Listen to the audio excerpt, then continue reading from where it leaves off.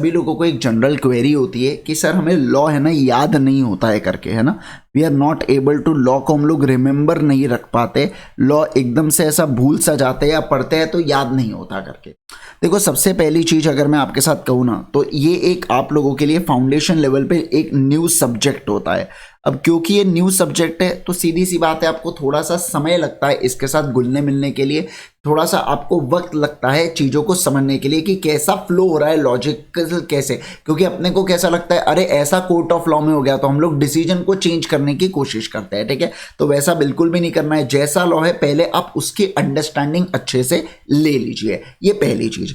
दूसरा देखो अब आपने क्या करना है, जब मैं आपको क्लास में पढ़ाता हूं ना तो ऐसे केस के अंदर आप देखते होंगे मैं आपको बहुत सारे एग्जाम्पल्स वगैरह देता हूं उस कंसेप्ट से रिलेटेड, तो आपने वो एग्जाम्पल्स को एक तो लिख के रखिए, फिर एग्जाम्पल से रीड होने के बाद आप क्लास के बाद आप क्या करेंगे उसको सेल्फ स्टडी कीजिएगा।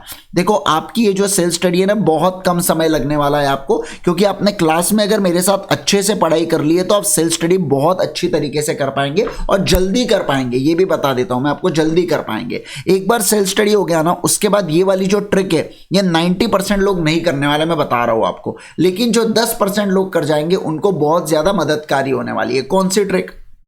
तो देखो एक बार आपने सेल्फ स्टडी कर लिया, एक ब्लैंक पेपर लेना बेटा रफ वाला, उसके बाद आपने एक पेज के ऊपर जितनी भी चीजें पढ़ी है ना उसको जस्ट स्क्रिबल करना, जैसे contract is an agreement enforceable by law, है ना, ऐसे कुछ कुछ चीजों को स्क्रिबल करते हुए चलना, याद करने की कोशिश करना कि हम लोगों ने क्या क्या पढ़ा वो पेज के अंदर, वो सारे पॉइंट्स को याद करने की कोशिश करना। तो जब आप स्क्रिबल खेलते ऐसा आप चीजें करते रहोगे ना तो आप देखिएगा कुछ समय बाद आपका बहुत बढ़िया कमांड बैठ जाएगा लॉ के ऊपर। शुरुआत में आपको थोड़ी सी तकलीफ हो सकती है लेकिन कुछ समय बाद जब आप ऐसी प्रैक्टिस करते रहोगे डेली तो ऐसे केस के अंदर आपकी बहुत बढ़िया कमांड बैठ जाएंगे और आपको लॉ रिटेन रहने देगा। अब जबरदस्ती ये मत सोचिए मुझे लर्न करना है। अगर आप ऐसा माइंडसेट बना लेंगे आपको कभी लॉ समझ में नहीं आएगा, आपको केवल लॉ की अंडरस्टैंडिंग रखना है, उसके बाद आपको ऑटोमेटिकली चीजें रिटेन रहना चालू हो जाएंगी।